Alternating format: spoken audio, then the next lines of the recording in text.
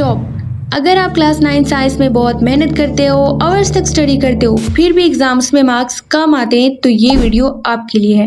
क्योंकि हो सकता है प्रॉब्लम आपकी इंटेलिजेंस की नहीं, आपकी प्रिपरेशन भी नहीं, प्रॉब्लम्स हो सकती है आपकी वो 5 मिस्टेक्स जो आप एग्जाम्स में बार बार रिपीट करते हो।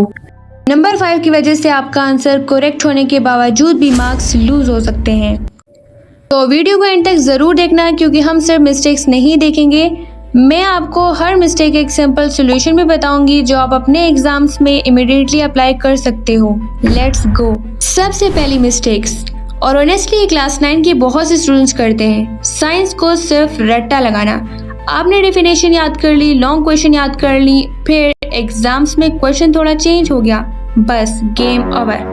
सोचने लगते हो ये क्वेश्चन तो बुक में ऐसा था ही नहीं, लेकिन साइंस में एग्जामिनर आपको सिर्फ बुक की एग्जैक्ट लाइंस रिपीट करने के लिए नहीं कहता। एग्जामिनर चेक करता है कि क्या आपको कॉन्सेप्ट एक्चुअली समझ आ गए हैं। फॉर एग्जाम्पल, अगर आप किसी कॉन्सेप्ट की डेफिनेशन याद करते हो तो उसके साथ 3 क्वेश्चन पूछो। व्हाट, ये क्या है? व्हाई, ये क्यों होता है? हाउ, ये कैसे वर्क करता है? अगर आप इन 3 क्वेश्चंस का आंसर दे सकते हो, कॉन्ग्रेचुलेशन, आपने कॉन्सेप्ट समझ लिए। लेकिन अगर आप सिर्फ बुक की लाइंस याद कर सकते हो तो आपने कॉन्सेप्ट नहीं समझे, जस्ट सेंटेंस मेमोराइज किए हैं। और अब जो सेकंड मिस्टेक है, ये स्पेशली बायोलॉजी स्टूडेंट्स के मार्क्स खा जाती है। मिस्टेक नंबर 2, डायग्राम्स को इग्नोर करना। आप बायोलॉजी के चैप्टर पढ़ते हो, डेफिनेशन याद करते हो, लॉन्ग क्वेश्चन प्रिपेयर करते हो, लेकिन डायग्राम तो एग्जाम से एक दिन पहले ही देख लेंगे। नो, ये स्ट्रेटेजी आपके मार्क्स को हर्ट कर सकती है।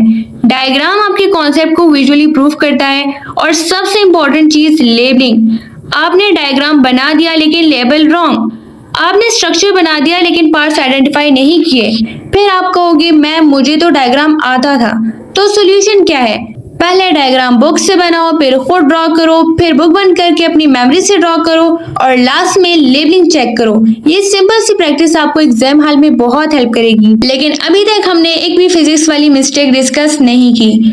और अगर आप फिजिक्स के फार्मूलाज याद करके सोचते हैं कि आपकी प्रिपरेशन कंप्लीट है, तो वेट, फार्मूला याद करना और न्यूमेरिकल सॉल्व करना दोनों डिफरेंट चीजें हैं। मिस्टेक नंबर 3, न्यूमेरिकल की प्रैक्टिस ना करना। आप फिजिक्स का फार्मूला देखकर कहते हैं यस, ये फार्मूला मुझे याद है, लेकिन क्वेश्चन आता है वेट, इस फार्मूले को यूज कैसे करना है? यही डिफरेंस है फार्मूला याद करना और फार्मूला अप्लाई करना। आपको फिजिक्स में सिर्फ फार्मूला मेमोराइज नहीं करना, आपको ये समझना है कि किस सिचुएशन में कौन सा फार्मूला यूज होगा। इसलिए इसको 5 स्टेप्स में सॉल्व करें। स्टेप 1, गिवन क्या है? स्टेप 2, फाइंड क्या करना है? स्टेप 3, फार्मूला क्या है? स्टेप 4, वैल्यू पुट करो। Step 5, find answer with correct unit. और प्लीज यूनिट को इग्नोर मत करना। आपका आंसर न्यूमेरिकली करेक्ट हो सकता है, लेकिन यूनिट मिसिंग है और यहीं पर अननेसेसरी मार्क्स लूज हो सकते हैं। तो आज से एक रूल फॉलो करो, फार्मूला देखो मत, फार्मूला यूज करो। पेन उठाओ, क्वेश्चन सॉल्व करो, गलती करो, फिर अपनी मिस्टेक्स आइडेंटिफाई करो। बिकॉज प्रैक्टिस में की हुई मिस्टेक एग्जाम हॉल की मिस्टेक से बहुत बेटर होती है। लेकिन अब आती है वो मिस्टेक जो इतनी सिंपल है कि आपको लगेगा ये भी कोई मिस्टेक है। यस, और ये मिस्टेक आपको हर सब्जेक्ट में मार्क्स लूज करवा सकती है। मिस्टेक नंबर 4, क्वेश्चंस को प्रॉपर्ली ना पढ़ना। एग्जाम हॉल में आपके पास लिमिटेड टाइम होता है, क्वेश्चन पेपर आता है और आपका ब्रेन कहते हैं जल्दी करो जल्दी करो। आप क्वेश्चन रीड करते हो हाफ और answer start. Big mistake. Question में लिखा होता है डिफाइन और आप एक्सप्लेनेशन स्टार्ट कर देते हो। क्वेश्चन में लिखा होता है डिफरेंशिएट और आप पैराग्राफ लिख देते हो। क्वेश्चन पूछता है व्हाई और आप सिर्फ डेफिनेशन लिख कर आ जाते हो।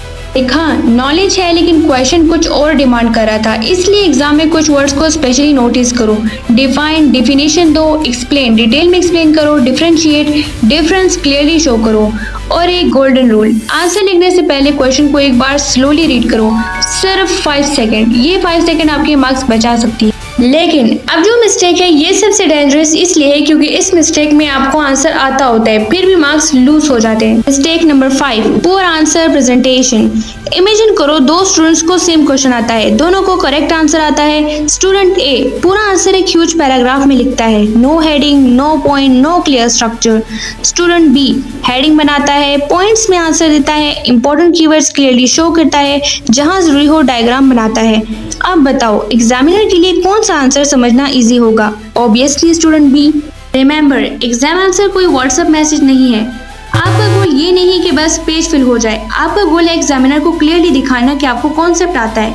इसलिए आंसर को स्ट्रक्चर रखो, use heading, use bullet point, use diagram where relevant, comparison को टेबल फॉर्म में लिखो, साइंटिफिक कीवर्ड्स को क्लियरली मेंशन करो और प्लीज इररेलेवेंट इंफॉर्मेशन लिखकर आंसर को अननेसेसरी लॉन्ग मत करो, because long answer is not equal to better answer, clear answer is equal to better answer.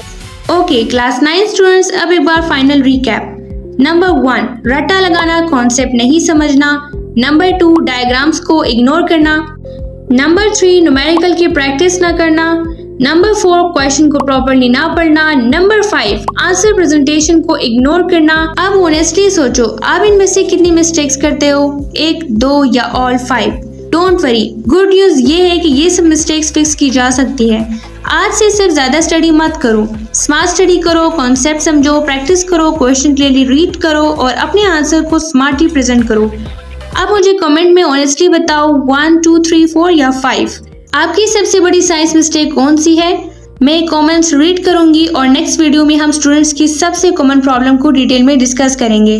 और अगर आप क्लास 9 साइंस को रटा नहीं कॉन्सेप्ट के साथ सीखना चाहते हो तो अभी कॉन्सेप्ट क्लियर एकेडमी को सब्सक्राइब करो और इस वीडियो को अपने उस फ्रेंड के साथ शेयर करो जो हर एग्जाम्स के बाद कहता है यार मैंने तो इतना पढ़ा था फिर भी मार्क्स कम क्यों आए, मे भी अब उससे आंसर मिल गया।